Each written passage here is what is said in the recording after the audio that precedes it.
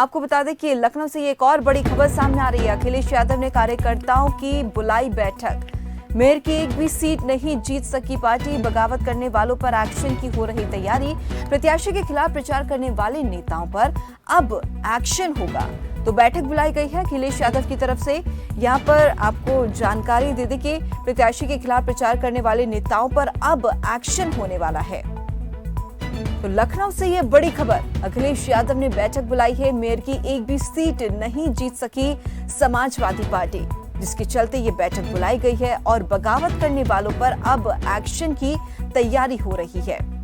तो जिन प्रत्याशियों के खिलाफ प्रचार करने वाले नेता हैं उन पर अब एक्शन होगा, जानकारी मिल रही है, जिस संबंध में इस बैठक का आयोजन होगा। तो बड़ी जानकारी, बगावत करने वालों पर एक्शन की अब तैयारी हो रही है। तो एक भी सीट जो है पार्टी के हाथ नहीं लगी है, जिसके चलते अखिलेश यादव जो है वो निराश नजर आ रहे हैं और ऐसे में ये बैठक बुलाई गई है। और इसी खबर पर ज्यादा जानकारी के लिए हमारे साथ रणवीर पांडे जुड़ गए हैं। रणवीर, जैसे कि हम देख रहे हैं कि यहाँ पर अहम बैठक जो है अखिलेश यादव की तरफ से बुलाई गई है, एक भी पार्टी जो है सीट नहीं जीत पाई है। तो जिस तरीके से कहीं ना कहीं पार्टी का ये माना जा रहा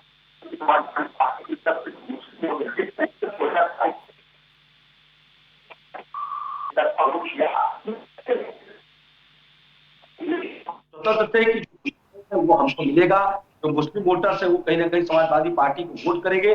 उसको लेकर के जब नगर निकाय का चुनाव हुआ तो कहीं ना कहीं अखिलेश यादव को एक बहुत बड़ा झटका मिलेगा। और दूसरी तरफ सबसे बड़ी बात ये भी आप कह सकते हैं कि कहीं ना कहीं जिस तरीके से बसपा सुप्रीमो मायावती ने अपने प्रत्याशियों को उतारा, चाहे वो मेयर प्रत्याशी हो, चाहे वो पार्षद प्रत्याशी हो, उत्तर प्रदेश की राजनीति में 2024 के ठीक पहले एक बड़ी हलचल देखने को मिली, जिसमें नगर निकाय का चुनाव कहा जा रहा है।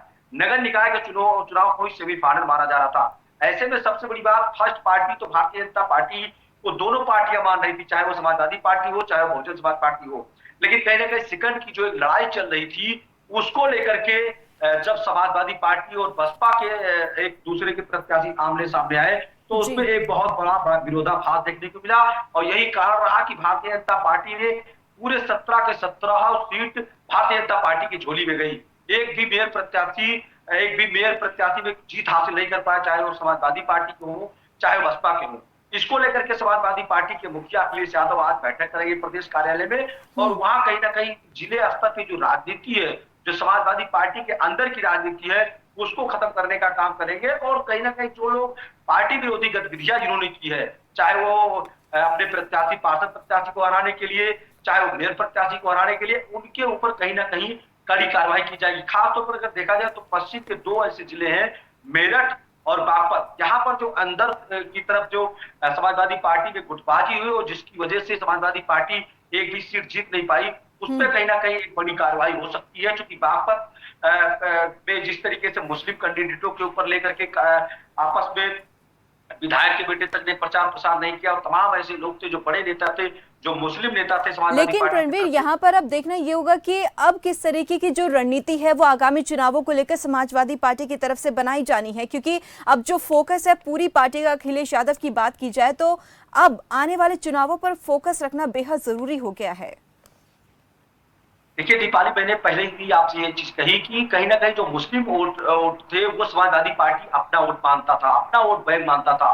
2022 में हुआ भी कि सेम जो जिस तरीके से जो एक तरफा मुस्लिम का वोट समाजवादी पार्टी पे गया, उसको लेकर के 2024 में कहीं ना कहीं जो समाजवादी पार्टी एक निश्चिंत थी, एक उनको एक कॉन्फिडेंस था, उस पर कहीं ना कहीं एक झटका लगा है नगर निकाय चुनाव में कि उन्हीं के जो मुस्लिम कैडर्स के नेता थे, जो बड़े बड़े नेता थे, उन्होंने पार्टी के अंदर भीतरघात किया और समाजवादी पार्टी एक भी मेयर का सीट नहीं जीत पाई। तो इससे कहीं ना कहीं चिंता भी बढ़ी है और इससे बाकी जो लोग हैं उनके ऊपर एक्शन की तैयारी भी है समाजवादी पार्टी में, कि जिन्होंने जो पार्टी के अंदर भीतरघात किया है उनको लेकर के कहीं ना कहीं जो असमंजस बनी हुई है, उस पर एक बड़ा निर्णय लेने वाले हैं अखिलेश यादव। और पार्टी की तरफ से दो जिले मेरठ और बागपत में कुछ कई नेताओं पर कार्रवाई भी हो सकती है। वही समीकरण को सुधारने के लिए अखिलेश यादव काफी क्या करते हैं, क्योंकि जिस तरीके से पार्टियां दावा कर रही हैं कि 2024 में हम भारतीय जनता पार्टी का सुपड़ा साफ करेंगे, भारतीय जनता पार्टी को एक सबक सिखाएंगे, तो उसको लेकर के अगर इस तरह के इनके बीच में असमंजस अगर बना रहा